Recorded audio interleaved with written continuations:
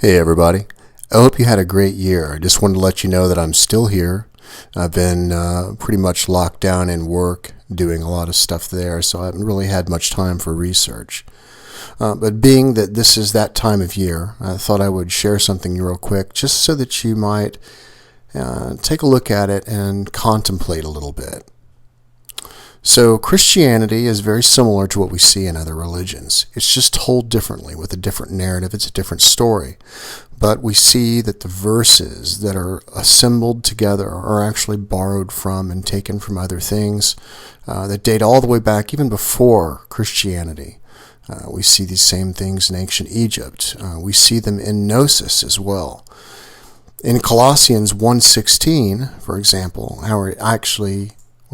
Colossians 1:15, where it identifies what Christ is. We can take a look at all these different Bible versions. What's good about doing this is that it allows us to look at the different ways people have interpreted these texts, and it gives us a better understanding of what we might be thinking about. In this New International Version, it says the Son is the image of the invisible God, the firstborn over all creation.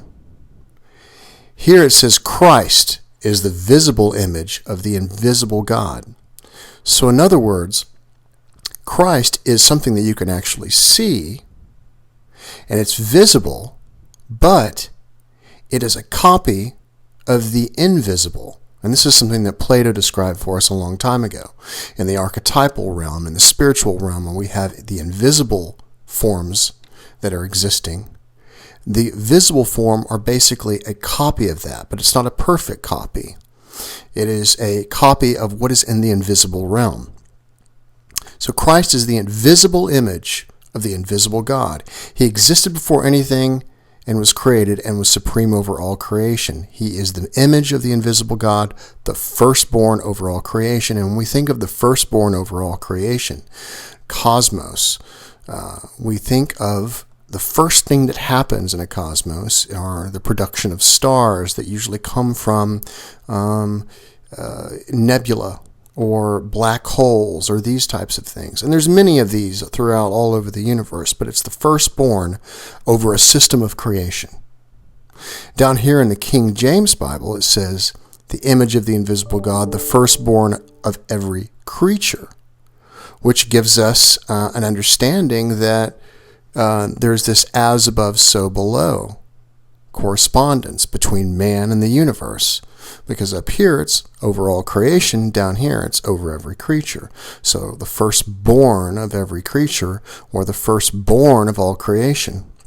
Now there's a similarity between what we see here and what we also see in the Gospel of Egyptians. In Colossians 1:16, we see several verses, all pretty much telling the same thing. For in him all things were created, things in heaven and on earth, visible and invisible, whether thrones or powers or rulers or authorities, all things have been created through him. Everything was created through him and for him. All things were created through him. Now let's take a look at the Gospel of the Egyptians real quick. The first thing that came into being, then there came forth from that place the cloud of the great light, the living power, the mother of the holy, incorruptible ones, the great power, the Merotha. And she gave birth to him, whose name I name, saying 3 times. For this one, Adamus, is a light which radiated from the light. He is the eye of the light. For this is the first man, he through whom and to whom everything came into being. And this is the same as all things were created through him and for him. He through whom and to whom everything came into being. From a cosmos perspective, this is the nebula that produces stars and a system of creation all the way down to the solar systems and so forth. And it is an image of what's in the invisible realm. So anyways, what I wanted to show you guys is that there is this correspondence that we can find throughout all the various texts. So when you contemplate on what Christ is this Christmas, don't narrow it down to just what you've been told. Use your mind and think.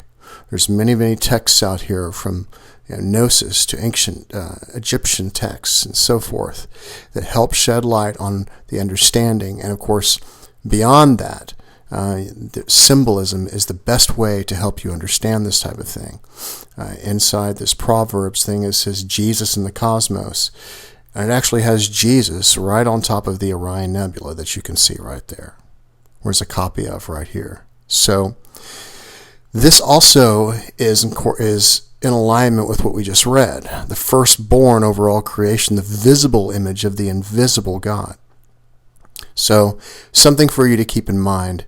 This particular area of the cosmos was where Osiris came forth as Orion. So all of these things are all in correspondence with each other, all in alignment with each other. So something for you to contemplate this Christmas. I hope you guys have a great New Year, and I'll see you in 2017.